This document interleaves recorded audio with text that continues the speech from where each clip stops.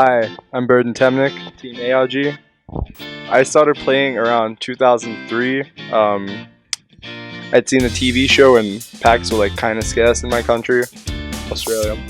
And yeah, no, I went around, I bought a bunch of like packs from irrelevant stores that were charging like double retail, and yeah, no, after that I bought like a starter deck because my favorite format would probably have to be a tough one. I did enjoy like the subsection of like BA, like went to mid 1 till like the end-ish when BA got hit, which was like my first YCS one. And like I also went to Worlds in that format as well, which was kind of cool. But all time, probably like that little gap of like 2014 after the Dragon Rulers got hit to 1. When we had like YGO, we just had a bunch of cool decks. Like every deck sort of did something, and then as like time progressed, there were a lot of like mid-range control-ish sort of decks, and like nothing was like ridiculous combo. I thought that was kind of cool. Least favorite format would have to be Zodiac. I'm not sure why. It just seemed like a format where the perceived best deck had a lot of flaws to it, and that's sort of evident now with decks like Sky Striker and Salamander. Like obviously they're powerful, but it seems like there's like a lot of matchups that are generally unfavorable, and a lot of cards that just like turn the matchups into like blowouts in your opponent's favor. Yeah, like Zoo just wasn't like very good. It's a deck with a lot of normal summons, like Paleozoic could just like have auto wins against you, True Draco had auto wins against you. It feels like that format wasn't really like exploited enough until like the end, like right at national season. Favorite deck ever would probably have to be, I would like to say the FTK deck, the Cannon Soldier, like Firewall Dragon Danger deck. I thought that was the coolest deck in the world. Like Max, Dirk, and I came up with it, just playing like every danger in the game, and they just replaced themselves. You're playing Dark World cards, and it just did so much. It was such a powerful deck with like very few flaws and inconsistencies. Like Thrall is obviously a scary one, but you know, we got to play Outer Entity as a thought. I think it's what it is. Yeah, Outer Entity something. Yeah, we got to play that. I thought it was great. Oh man. Favorite card. Again, very tough one. There are a lot of cards that I enjoy. Nothing truly stands out. Probably like Black Luster Soldier. It's just one of those gems where, you know, when I was younger, it's a card that was like generally unattainable given its price. And then as I grew older, it's a card that would like flow back like in and out of the format, and then now it's just at 3, and I just think that's really cool. Like that card is just so powerful, but like just in the current game, you know, it's just another boss monster that we already have so many of, which I think is really neat.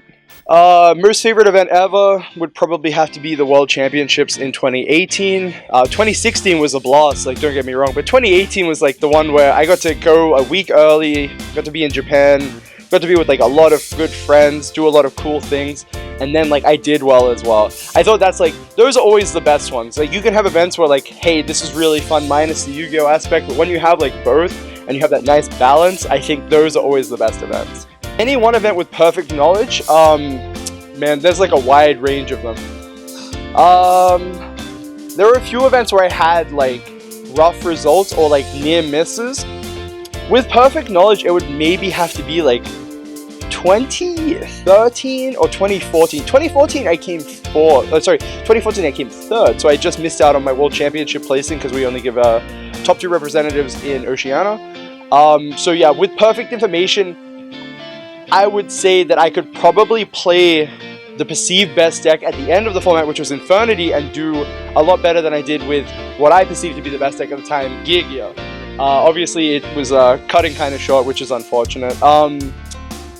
But yeah, maybe 2013. 2013 with all the information available and how resource/skill-based Dragon Roller was at the time. Like the information we have now compared to what we had back then, you know, granted it's only 6 years ago, was very huge. I think Dragon Roller would probably be the format where you'd want to try and take it out given like the high skill cap and how far we've come since then. This is a tough one. Outside of like the stupid lucky scenarios, I've had some really cool ones where I've played like very, very perfectly and lost. I think those are the ones that stand out a lot more than like the cool ways that I've won. There was one that stands out to me given how absurd it was. It was It was, I had a double helix that could not summon to a zone given its position on the field. I had just stacked my opponent's deck, he was playing Trickstar, and the only way that I can win is by getting him to banish his reincarnation in graveyard to summon Lycoris, and then for me to attack over it. The thing is, I was only on 200 life points at the time. So I call Trap very confidently with my double helix. So the only option that my double helix has is either A, it will miss, or B, it will summon, it will add a card to my hand, in which case you assume that the opponent would banish reincarnation from the graveyard, summon the Lycoris, and kill me. I call Trap and he just turns his top card over and I just lose. So given the circumstances and the information presented, I feel like in an ideal world that play would have been genius. I would have called incorrectly, my opponent would have summoned the Lycoris for no reason, and I just would have attacked over it and inevitably won the game. There's a lot of scenarios like that where I sort of see the line where I can possibly win, but my opponent is just generally too oblivious to that line as well, and they're just playing normal Yu-Gi-Oh!, which is unfortunate. There's a few, like, very, like, no-name-ish players that I sort of not look up to, but I enjoy everything that they sort of do in the game, like a lot of theorists in the game. But in terms of like admiring a player, I don't think there's anyone like that stands out too much. Like maybe Chris Gehring, my former like boss, friend. You know, I used to live with him. He was just miles ahead in Yu-Gi-Oh! Compared to like where we were at in like 2008, 2009. He swept like back-to-back world championships, you know, from New Zealand. He's, you know, making top 8 twice. He was just like very good at the game, and he still is very good at the game, even though he doesn't even play. Like his theory is very sound. Just like as a person, I view him as like one of the greatest players to play the game.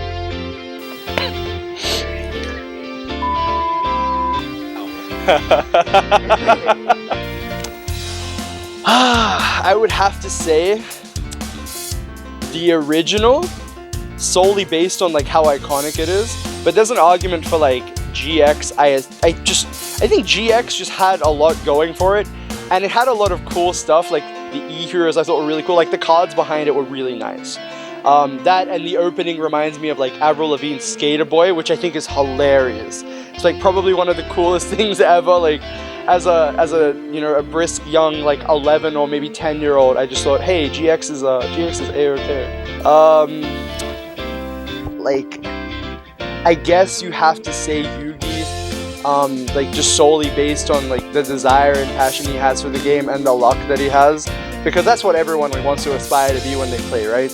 Like you're playing Yu-Gi-Oh! And it's like, I want to have a good time, I want to be lucky, and like I want to make friends. And like Yugi sort of just embodied it, like Yugi and Yami. You know, you want to turn into Yami sometimes, you don't want to cheat, you want to just like play the game at the highest level. And that's just sort of like what that characters like sort of encompass for me. Outside of that, I guess there's like some really niche ones that just for archetype's sake that are kind of cool. But yeah, Yugi is like the main one.